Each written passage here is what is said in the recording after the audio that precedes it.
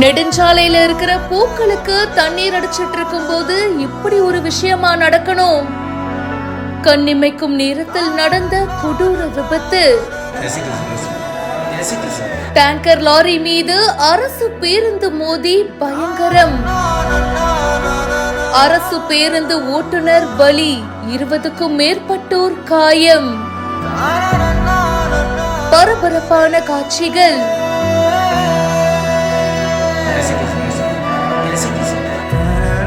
பாண்டிச்சேரியில இருந்து அரசு சொகுசு பேருந்து ஒண்ணு திண்டிவனம் நோக்கி போயிட்டு இருந்திருக்கு. அப்போ சென்னை திருச்சி தேசிய நெடுஞ்சாலையில ஓமந்தூர் பக்கத்துல நெடுஞ்சாலையில இருக்கிற செடிகளுக்கெல்லாம் டேங்கர் லாரி மூலியமா தண்ணீர் அடிக்கும் வேலை நடந்துட்டு இருந்திருக்கு. ஊழியர்கள் அதுல ஈடுபட்டு இருந்திருக்காங்க.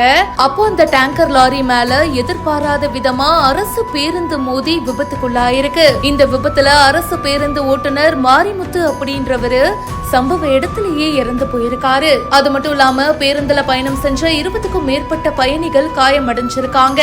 உடனடியா பாத்தீங்கன்னா அவங்கள சிகிச்சைக்காக மருத்துவமனையிலயும் சேர்த்திருக்காங்க. இந்த விபத்துனால கொஞ்ச நேரம் போக்குவரத்து பாதிப்பும் ஏற்பட்டிருக்கு. இந்த சம்பவம் அந்த பகுதியில சோகத்தை ஏற்படுத்தி இருக்கு.